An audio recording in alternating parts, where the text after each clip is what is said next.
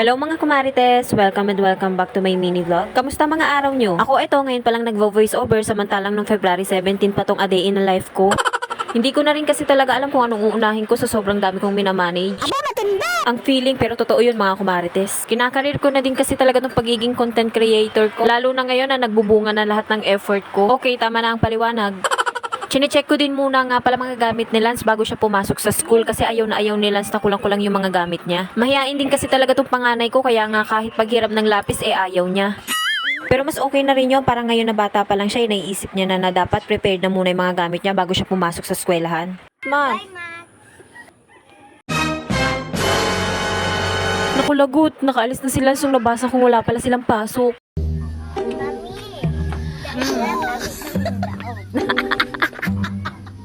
Late ko na kasi nabasa. Diyos ko, sorry na anak. Sabi nga nila walang perpektong tao. Perpektong mami pa kaya? Anyways, back to reality. Diyos ko, ang sakit naman sa mata nitong mga gawain sa bahay. Kung pwede ko lang din sana kayong i-transition sa totoong buhay, edi sana one click lang malinis na kayo. Ang lawak ng kwarto namin pero mas pinipili naming matulog sa sala. Banding din kasi talaga naming pamilya na tuwing gabi nanonood kami ng TV. Eh di ba mas maganda manood ng TV pag nakahiga? O baka nagtataka kayo kung bakit may ref sa kwarto namin. Nasabi ko na to sa unang video ko, hindi na yung gumagana pero diyan ko nilalagay sa kwarto kasi mas malawak yung space sa kwarto kaysa sa kusina. Pero naiisipan na yan ng mister ko na ikalakal. Kesa naman daw kasi nakastock yan dyan, di ba? Meron din kami ditong sirang electric fan. Kaya kung may nanonood man dyan na nagtatrabaho sa junk shop, punta na lang po kayo dito at may bebenta kami. Buhay nanay nga naman / content creator pa. Yung dating hindi naman inaabot ng oras ang paglilinis, aba ngayon inaabot na ng ilang oras. Ikaw ba naman mag-multitask? Habang naglilinis ka, lahat ng anggulo dapat kukunan mo. Hindi naman ako umaangal ha, sinasabi ko lang kasi nga kumarites ako, 'di ba? Pero hindi ako yung marites na iiwasan nyo ha, kasi ang imamarites ko lang naman sa inyo ay yung mga nangyayari sa buhay ko. Good job.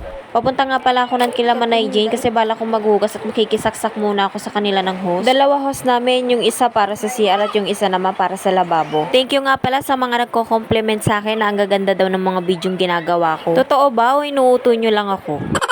Mas ginaganahan ako gumawa lalo ng video lalo kapag may nakaka-appreciate ng mga video ko.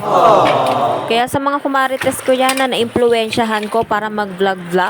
Go! Tuloy nyo lang yan. Bilang kumarites, hindi ko isasuggest sa inyo na don't mind other people's opinion. Kasi minsan yun talaga nakakatulong sa atin para magpursige. Wow! May pag-spokening dollar na din si kumarites nyo. Kung kanina ang sakit sa mata tingnan ng loob ng bahay namin, aba ngayon ang liwalas na sa mata mga kumarites. Wow! Kain po tayo. Tapos nang kumain yung mga anak ko dyan, kaya ako na lang kumakain. Kaya nga nung natapos ako ay pinatulog ko na yung dalawa. Para walang makukulit habang nag-a-affiliate ako ng product. O diba, ang busy ng kumarites nyo.